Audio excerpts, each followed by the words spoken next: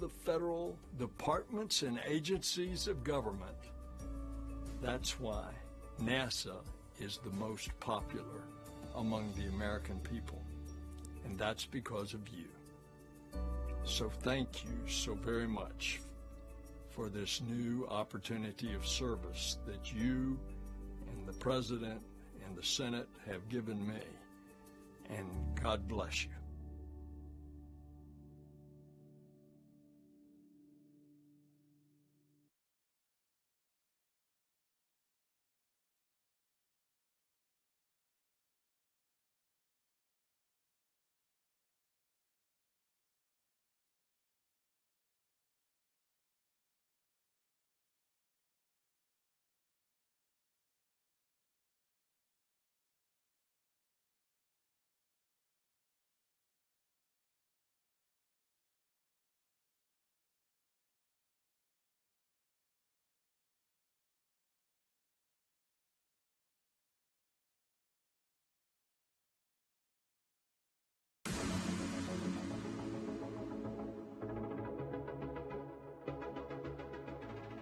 Hello, and welcome aboard the International Space Station. I'm NASA astronaut Megan MacArthur, along with my Expedition 65 crewmates. We're excited to kick off this year's State of NASA from 250 miles above the Earth, conducting world-class research for the Earth. As astronauts, we have the best jobs in the galaxy, but the work we do on station wouldn't be possible without your support. We're on a path to land the first woman and the first person of color on the moon as part of the Artemis program.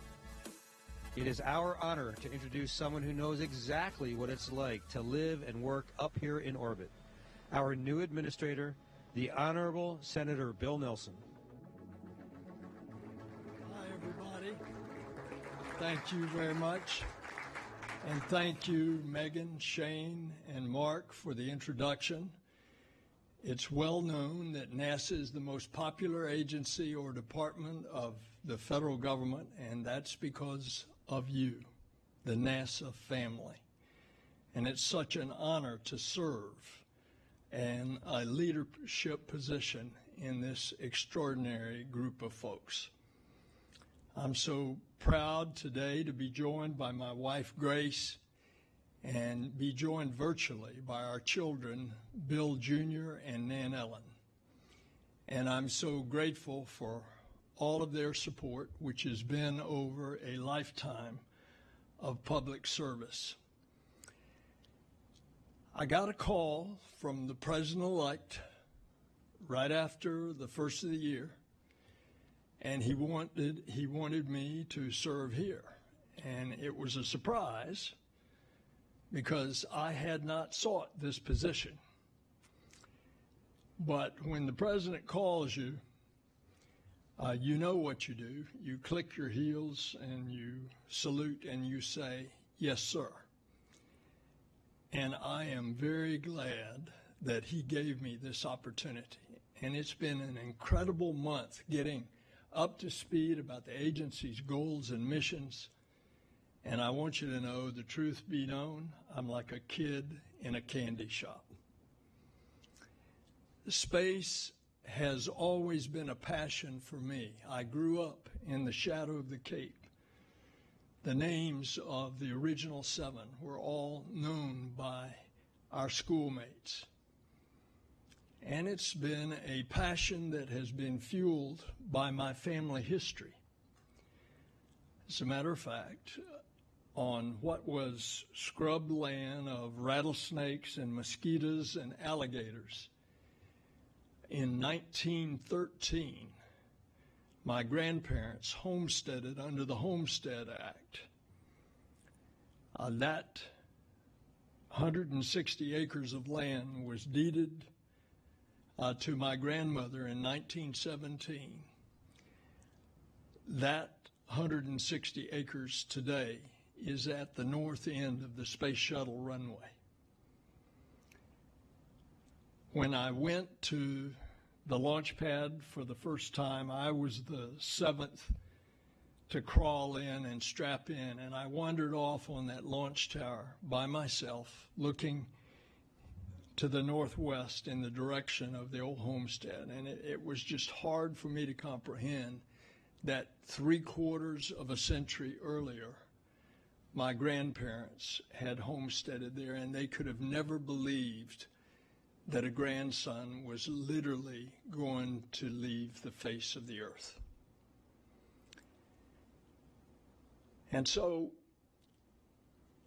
on the space shuttle, in between conducting 12 medical experiments, enjoying the best crew ever, whenever you would get a free moment, and that was rare, so often I had to cheat on my sleep. And I'd float up to the flight deck, and I'd just float there in front of the window, looking back at Earth. It really has an impression on you. And there's actually a term for it among space flyers. It's called the overview effect. Because in the window of your spacecraft, you see our home, the planet. And it looks so beautiful, such a creation in the middle of nothing. And yet, it also looks fragile.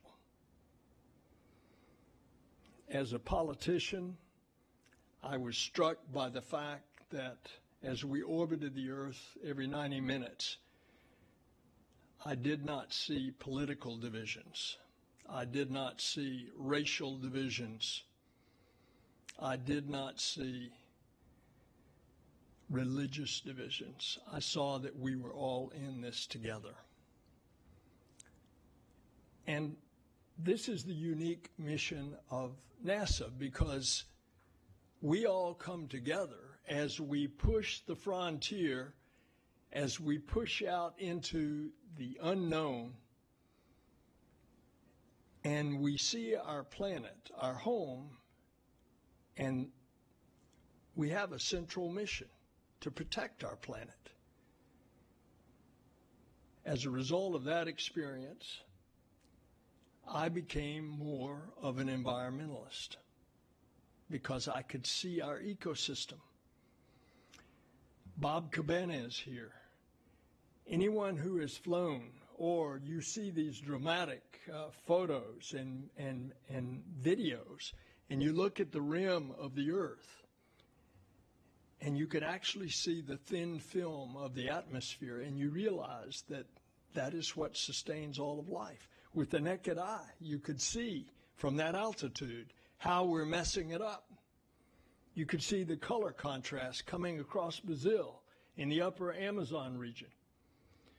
You could look to the east, there's the mouth of the Amazon. You could see the silt for hundreds of miles out into the Atlantic. Coming across Madagascar, back then, 36 years ago, they had cut down all the trees.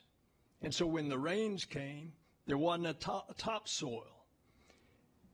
And all of that topsoil washed down the rivers. And you could clearly see that from space in the mouths of all the rivers, that silt flowing into the bright blue waters of the Indian Ocean.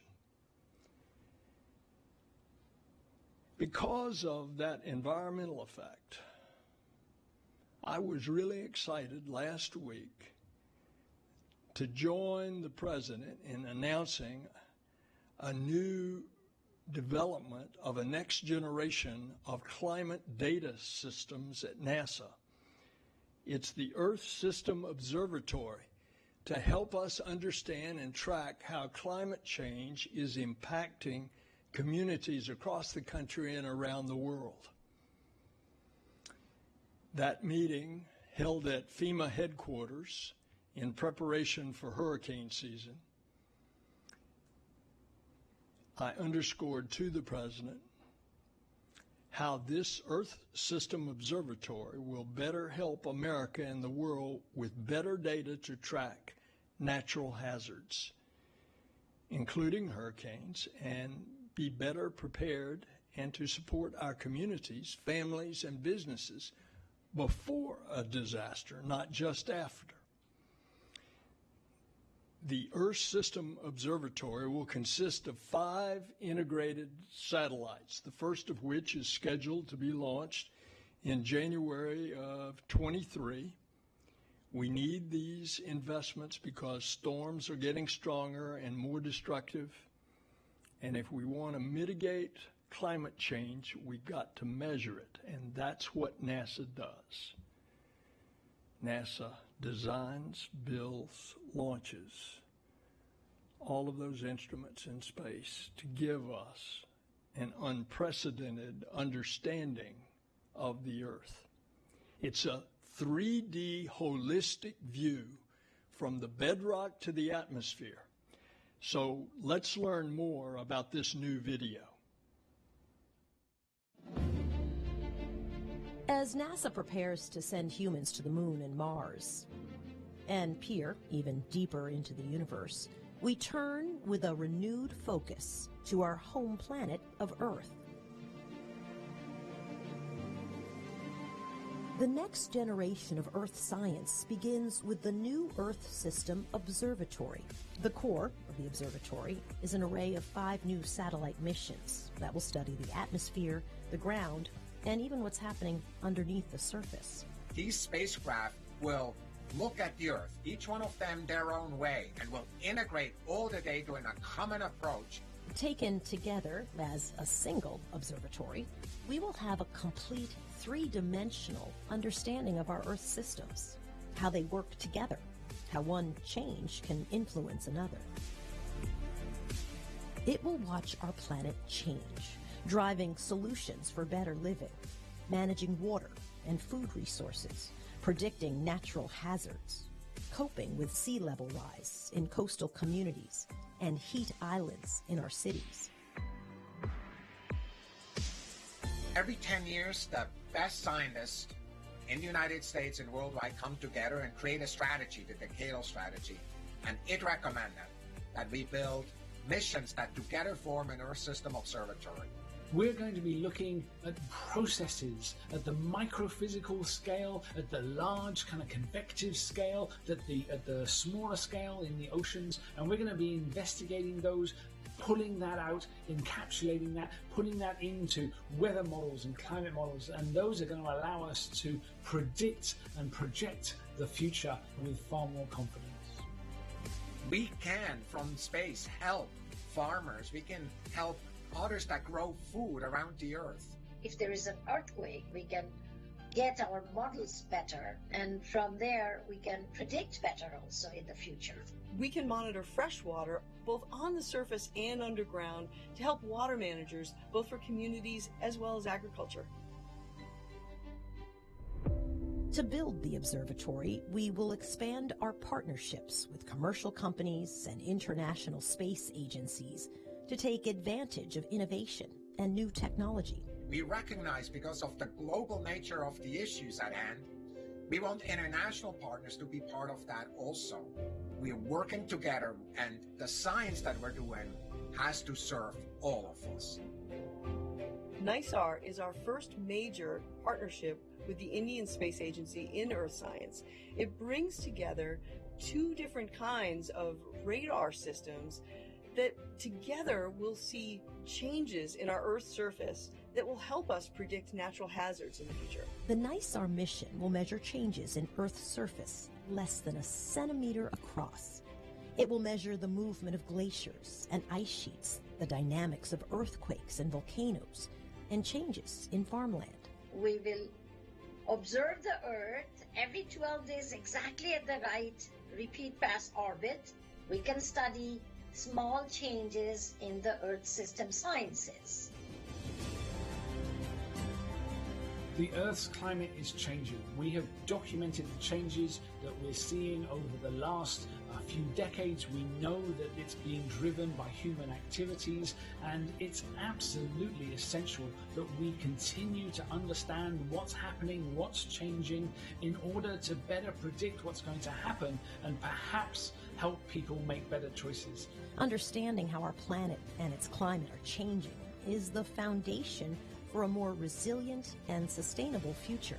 NASA's Earth System Observatory is the next step in this ongoing mission. a mission to the only planet we can call home.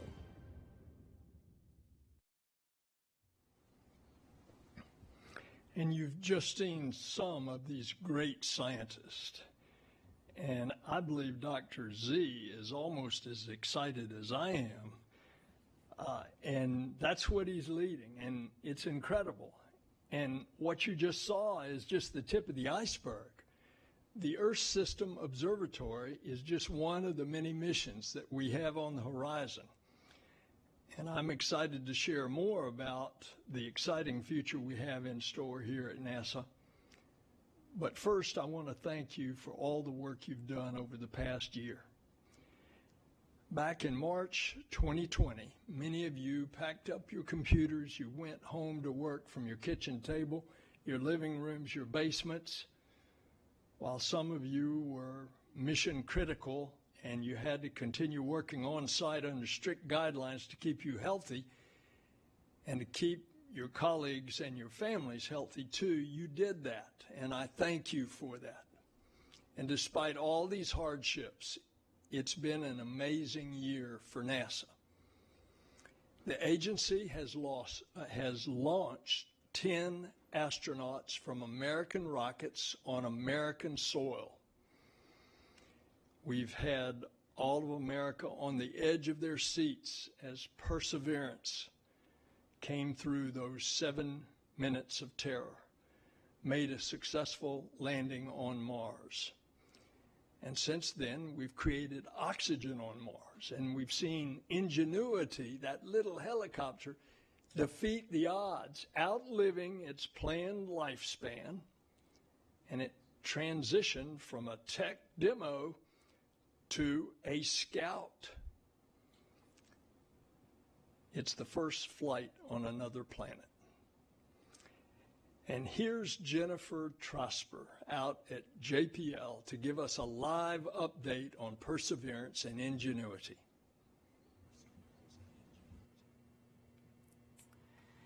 Thank you. Well, it's a privilege to be here to talk about the Perseverance rover mission. Today is the 101st sol on Mars for the Perseverance rover.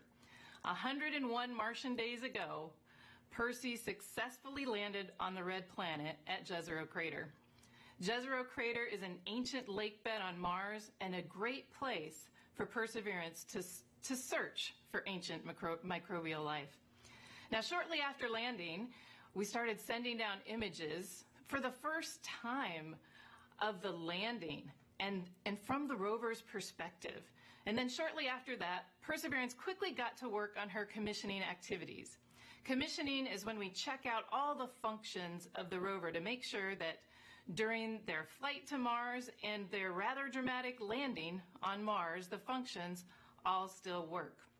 Just 2 days ago, Perseverance finished all of her commissioning activities.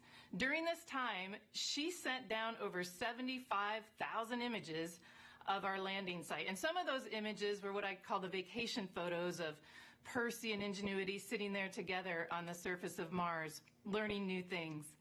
She also deployed Ingenuity, photographed the flights, and relayed the data back to Earth.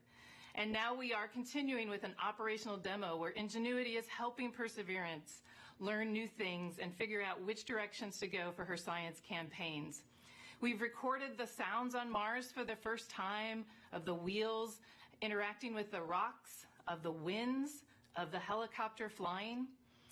We've also checked out every instrument and the robotic arm and the sampling system, and the vehicle is working phenomenally well. And now, since the end of commissioning has happened, we are starting to drive south to a region called Seta. Seta is an area where we will look around and find a location that is the best place for our first sample. So it's been a very exciting 100 days, but we're looking forward to the beginning of this new science campaign. Back to you.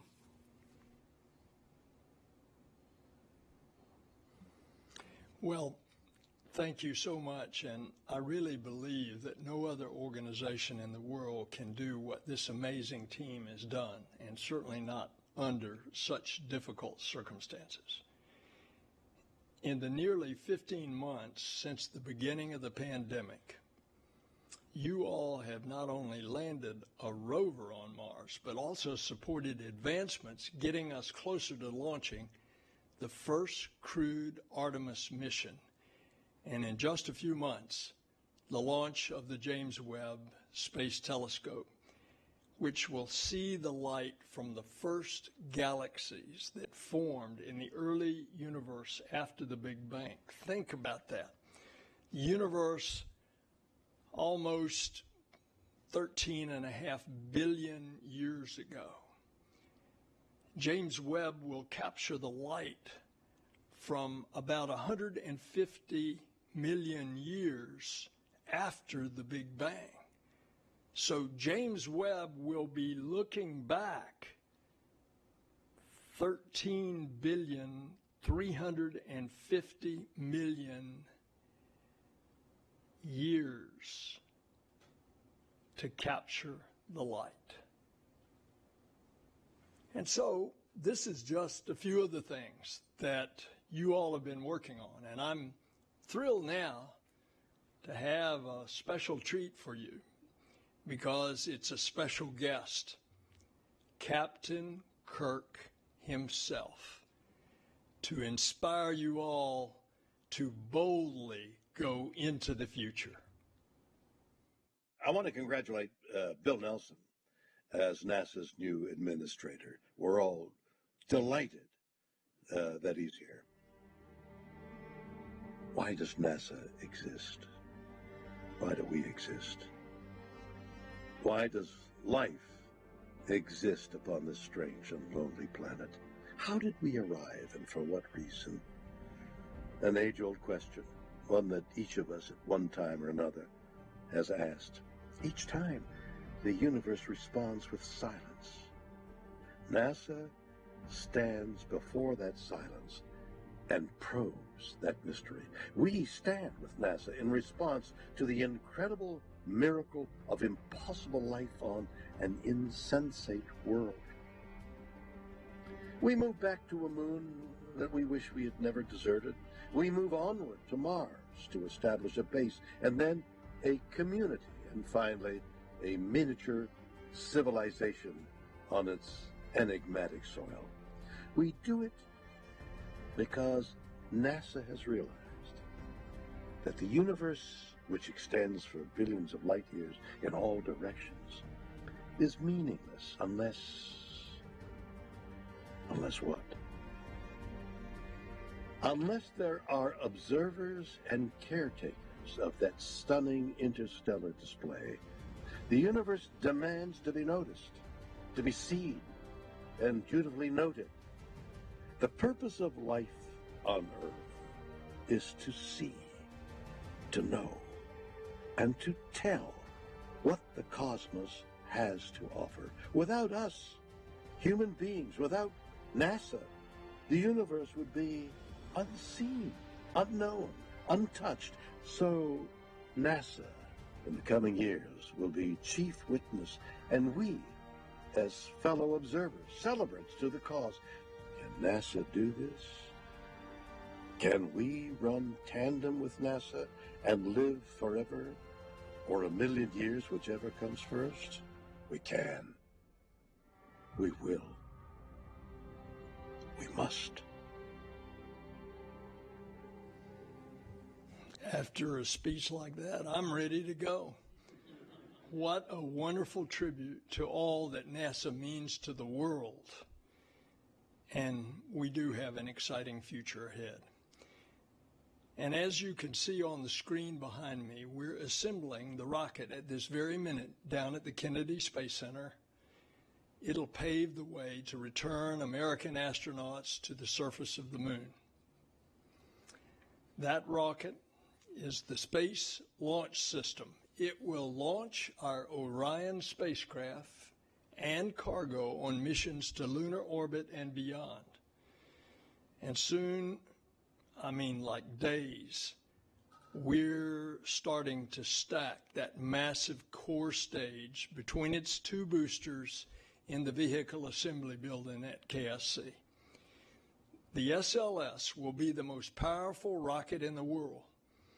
8.8 million pounds of thrust at launch. All this means we're on our way to land the next Americans on the moon, and this time we're going to learn how to live and work on another world. America's long-term presence at the moon, both robotic and human, will help develop the experience and capabilities we need to eventually send the first astronauts to Mars. Artemis 1, the first uncrewed mission, will launch from Kennedy later this year. It will spend 26 days in retrograde lunar orbit, traveling to distances that no human-rated spacecraft has ever been. And America will also see our first robotic lander on the moon since 1968, ushering in a new era of a global science and exploration presence as more commercial moon deliveries will follow. And landing the first woman and the first person of color on the lunar surface as a part of Artemis is not a statement. It is an action. The United States must and will continue to lead the way globally, not just in exploration, but also in equity. We can be proud that all this work is good for science and humanity, and it also supports and creates good-paying American jobs. We're on track to do so many more amazing things for the country and the world, because that's what NASA does. It's just a little agency, but its value is immense.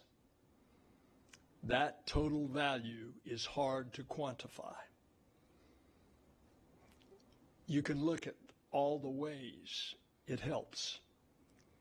STEM education, billions of dollars in partnerships with small businesses, economic impact in all 50 states, hundreds of thousands of good, high-paying jobs, incredible technology spin-offs, like in your pocket right now, the camera in your cell phone, and inspiration and investment in the workforce of the future as we educate our workforce for all these amazing things. Think of what Apollo did for a generation of scientists and engineers and mathematicians. We're going now to inspire a whole new generation of students, the Artemis generation. And that's not all. We will continue to be a catalyst for the growth of a healthy and vibrant commercial space industry, expanding opportunities in low Earth orbit and pushing further to the moon and beyond. And we will continue to develop the cutting-edge space technologies and transformative capabilities. We continue to advance aviation technologies to make our skies safer, our aircraft more sustainable, and to get you to your destination faster and safer than ever before. And we will continue to inspire and arm our workforce of the future through our STEM engagement programs. We will continue to push the boundaries of space exploration through science missions with spacecraft, telescopes, rovers, and more. And we will do all of this and more because that's what NASA does. And no one does it better.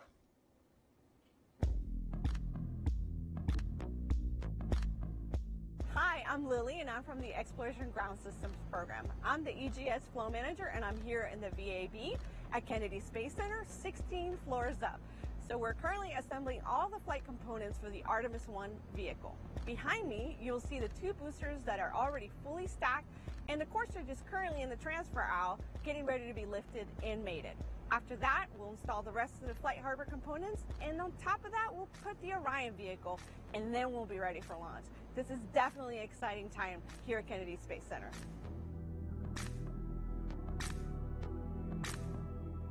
This is the X-57 Maxwell. It's NASA's first all-electric piloted aircraft, and it'll pave the way for the future of electric aircraft and create certifications. NASA Armstrong's also working on remote piloted and autonomous aircraft that will help set standards for air taxi, package delivery, and our work in the national airspace. We're sending the world's premier space science observatory, the Webb Telescope, 1 million miles from Earth to explore every phase of cosmic history. It'll study everything from the most distant observable galaxies in the early universe to planets in the habitable zones of nearby stars. I'm standing in the Astrobiology Analytical Laboratory where samples from the OSIRIS-REx mission will be coming in 2023. This is going to be an incredible year for asteroid science. When we launch the DART mission, it will help us understand how to potentially deflect an asteroid from Earth. Our Lucy mission will study the mysterious Trojan asteroids, and the Psyche mission will head to an asteroid that might harbor the metallic core of a planetoid. We also have exciting new space communications missions and a robotic surfacing mission that will refuel and relocate another satellite to extend its life, assemble an antenna, and manufacture a beam.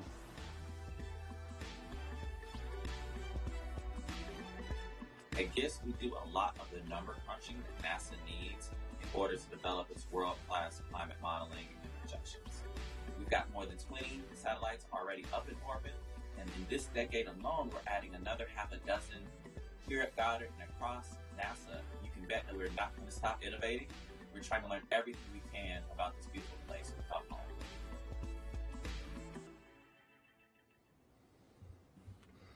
America has always had a frontier. At the beginning of our country, that frontier was westward. Now that frontier is upward, and it's out into the cosmos. It is a part of our DNA to be explorers, adventurers. That's in our DNA as Americans. And we will continue to push the boundaries of space exploration.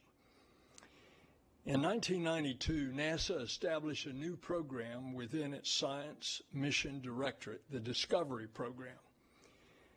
This program invites scientists and engineers to propose smaller, focused, planetary science missions that have the potential to achieve great things at lower cost than larger agency flagship missions. To date, NASA has launched 13 Discovery missions, like the InSight Mars lander, the Lunar Reconnaissance Orbiter, our Lucy asteroid mission, and that's scheduled for launch this fall. Lucy is just one of 3 Discovery missions NASA is planning to launch in the next 3 years. And I'm excited to break some big news today. We have 2 new Discovery missions to announce.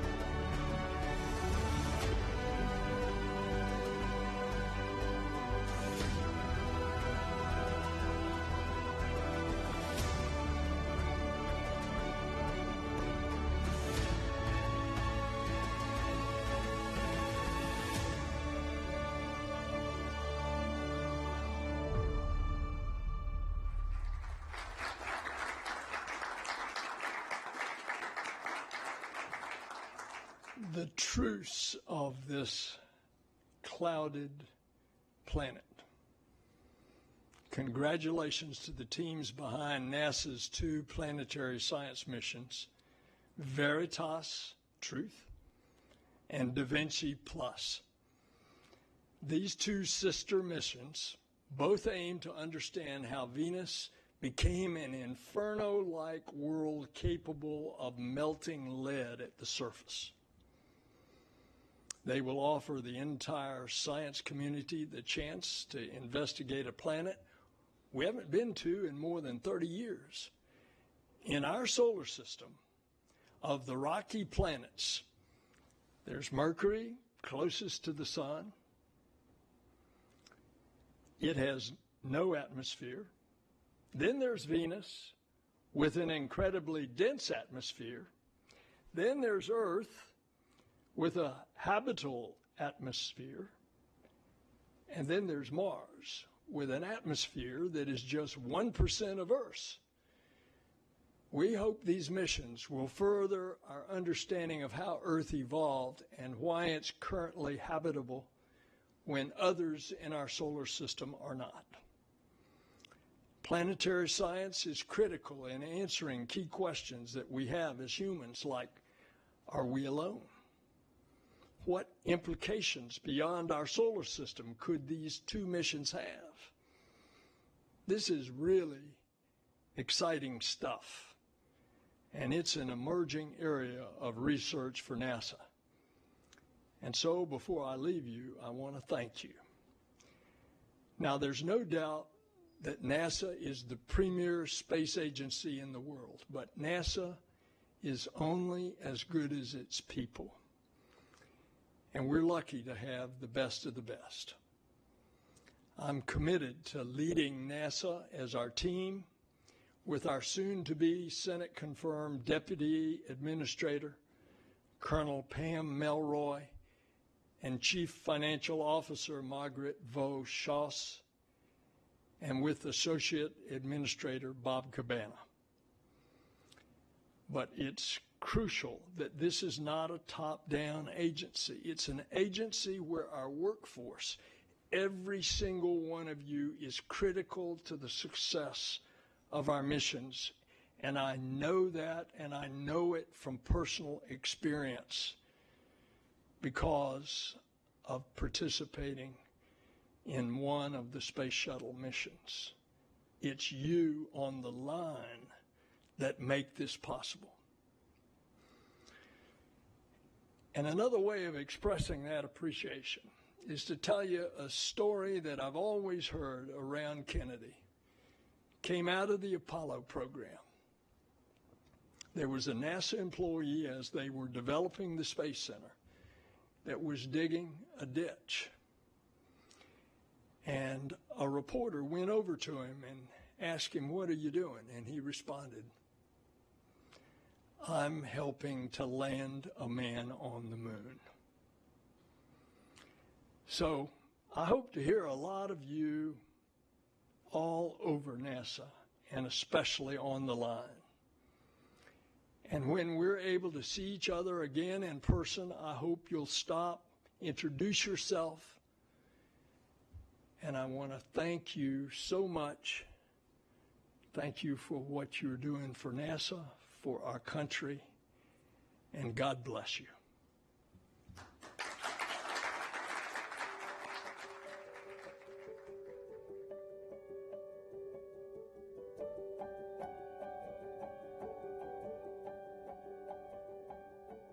What motivates me is going outside at night, looking up at the moon, and thinking about how humans are going to be walking on the moon once again in the very near future. It is a big idea, but that's what we do at NASA. I'm focused on taking those big ideas and making them into something that we can actually do and actually do on time. We want to make sure we have really accurate measurements of Earth so that we can detect changes in climate over time. I'm thankful it's not just me working on this mission because I so value what other folks bring to the table. By developing this aircraft, we're actually coming up with a lot of the standards that will be used to certify future electric aircraft. NASA is leading and partnering with industries across the nation and the world, employing thousands and tens of thousands of Americans across the nation. Teamwork is the biggest thing of what has to work to do such a challenging thing as living around the moon. And we're coming together to be able to really take human space exploration to the next step. We're bringing this American ingenuity, the collective greatness of all of the diverse minds that are in the United States on these grand challenges that we face. Every day I go to work and I know there is a big purpose. It is high stakes, high pressure, but to be honest, that's what we do. That's what we do best. I was a summer intern back in 2007. The experience changed my life forever. The people there were so inclusive. And I want to be able to inspire the little kids out there to be like, if he was able to do this, then I can too. I want the largest number of students to have access. We work with schools and with students so that they see that they don't have to figure this out alone. And it's always fascinating for me when a student literally has the proverbial light bulb go off that this is something they can do. Orbital dynamics don't slow down during a pandemic. We had to come up with ways to keep going right from the get-go. Because of all the safeguards that NASA and our team put in place, we all felt very safe still being able to develop our flight hardware on center.